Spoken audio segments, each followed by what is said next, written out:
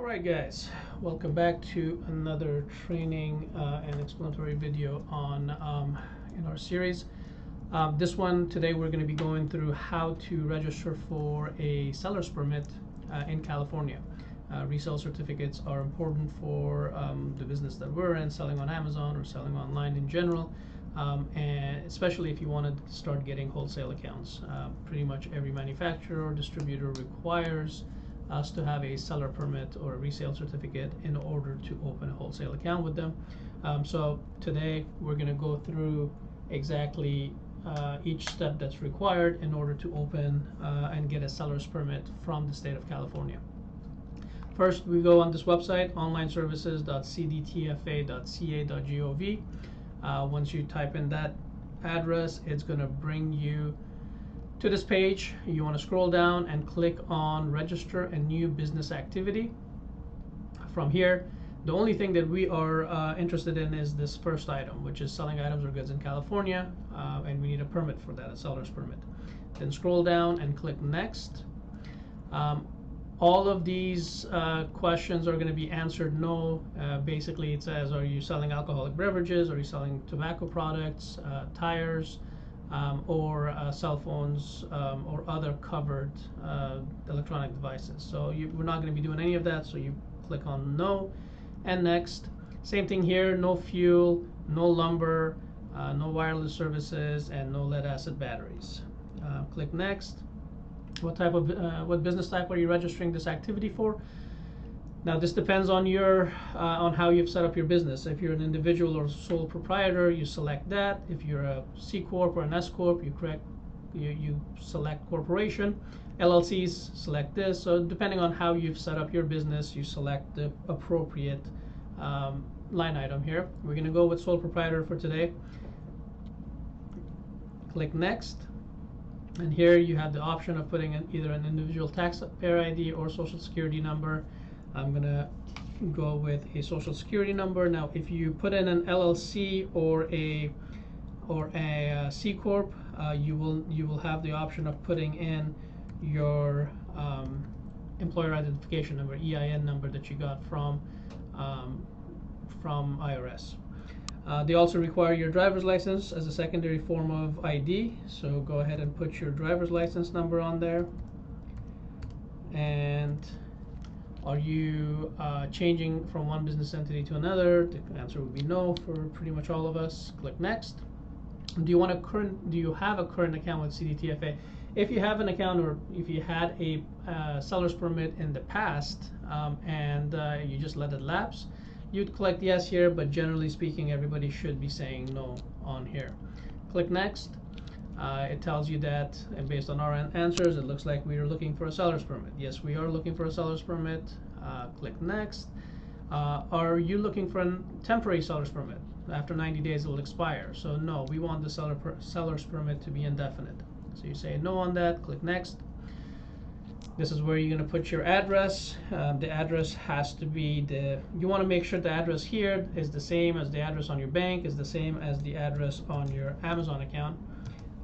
It's important to get to make sure that you get all the information the same, so that there is no chance of you missing or having something go to a different address if it's a PO box and you forgot to update it here. So usually your home address is the best to put on here, and you always want to verify the address. That's the verified address, so you choose that. Use as business location, most of us would be saying yes. Some people would put no because they have an office or a PO box that they want to use for it. Click next. Now they want specific information about you. So since we put social security number, it's an individual. If we had put an LLC or a corporation, it would require the information for the LLC or the corporation. So I will just go ahead and continue filling this in. Date of birth.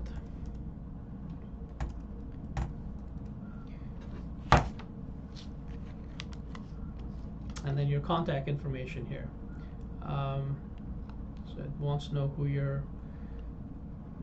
provider is, what your mobile number is, which we'll go ahead and put on here, and your email address.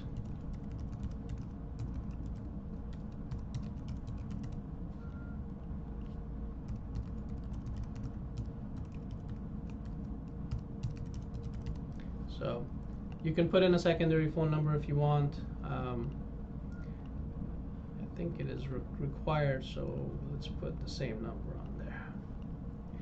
And click next. Contact information, books and records maintained by owner, yes. Is the owner the contact for the business activity? Yes. If you have people working for you that are going to be your accountant or whatnot and you want to put them on here, you can do so if you say no and then put in their information. But generally speaking, it's just a lot easier if you just put yourself and then you receive all the information. Click next. Will the business be accepting credit card payments? No, we will not. And are they internet sales? Yes, we will be making internet sales. Are you making internet sales through a third party? Yes, you will be making internet sales through a third party. Now they want to know exactly where we're selling. So provide your business website. We don't have a business website, so generally just put Amazon.com. And the name of the third party's site is also Amazon, and their website is also Amazon.com. Click next. Now it's asking for an NAICS number. You need to have an NAICS number. Our clients, we've normally used what's called all other general merchandise stores. So I'll go ahead and paste that. All other general, so that the number is 452319. All other general merchandise store. So you select that and click next. Does your business conduct any of the following business activities? Ship taxable goods from an out-of-state location to customers in California. Purchase subject to use tax consumed. So we do this. Ship taxable goods from out-of-state location to customers in California. Purchase subject to use tax consumed at places other than your sales location. Construction contracts, no. Item sales, food truck, door-to-door, auction events, no. Vending machine sales, no. Lease, no. Lesser, no. So we would say no on this because we're assuming that Amazon is going to be shipping directly from a California warehouse to a California customer. So we will say no to all of these. Click next. Are you planning on registering with the DMV for a dealer license? We are not. Are you a vehicle auctioneer? We are not. Click next. Is this a location for a temporary event? It is not. Next. And then business location, use the same as the taxpayer business location. So just keep that as yes, and it'll auto-populate it. Click next. And are you doing business as? If you are, you can just put what your DBA is. And then your phone number. That's not the phone number.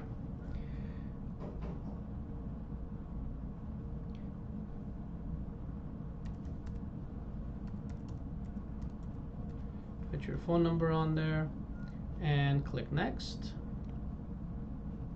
Seller's permit start date. You want to use, ideally it's good to start to use the first of a month, but you can check any one, but we're going to do the first of the month for this one. Click next. Are you buying or transferring an existing business? We are not. Click next. You want to add additional business location? We do not. And that's the primary location. Click next. Start date December that we put in. Projected monthly sales. You can just put whatever here. You know, we're gonna say 10,000 for now, but you can put 2,000, 5,000, a million, whatever you want to put in there. It's just what you're projecting. That it doesn't. You know, they just want to have a idea on it. Projected monthly taxable sales. We'll say 5,000. And Do you anticipate $0 in monthly sales? We do not. If you don't think you're going to be selling anything the first month, then you want to say yes there, but we don't. Do you anticipate $0 in monthly taxable sales? We do not. Products that will be sold during the course of business, general merchandise, toys, grocery, and that should be good. Just a bunch of items. And your account information, your books and records are at this address. Your mailing address is the same address. You want to select each one of them and click next. You need to put in a supplier's name, so you can just Google any supplier. So let's just say we want to put Target. So just put Google Target, local Target. I'm actually Googling it right now so that I can have the information to type in. So I just put on Google Target near me, and there is a Target that's close to me. Their phone number is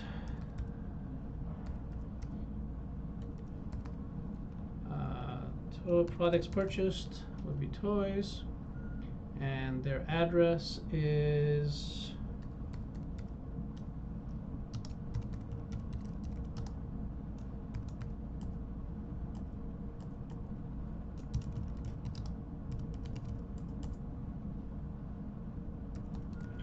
that. We're going to verify the address and click here to verify. It's been verified. Save and add. Now we have one source, a supplier. It doesn't matter. So right now Target, you can use Walmart or any major. If you have wholesale accounts, you can actually even use your wholesale supplier on here. And then click next. It tells you, it gives you information. You're going to be reporting quarterly, and you need to acknowledge that the above is correct and click next. You put in your name and information here.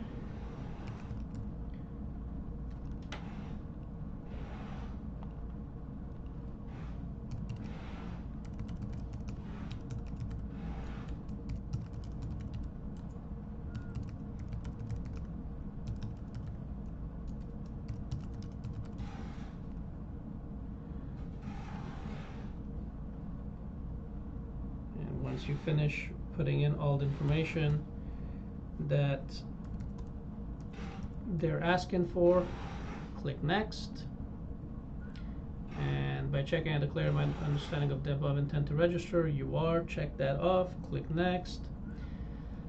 If you're not registered to vote, would you like to register to vote?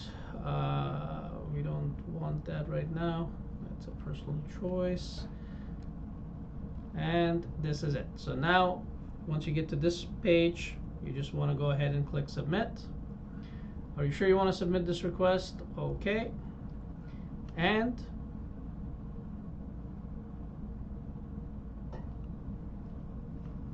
your application has been submitted. You can now bookmark this page and come back to it. They will email you when your seller's permit is ready, and you can use that seller permit. Make sure that you take a screenshot of this, or at the very least copy this line, because you would need the email address and your confirmation code in order to check the status of your seller permit if you don't receive it quickly enough. Usually it takes them 24 to 48 hours. Sometimes it does take longer. So that's it. That's all. That's the process to get the seller's permit set up. And what you have to do now is, once you get your seller's permit, you use that to start opening wholesale accounts.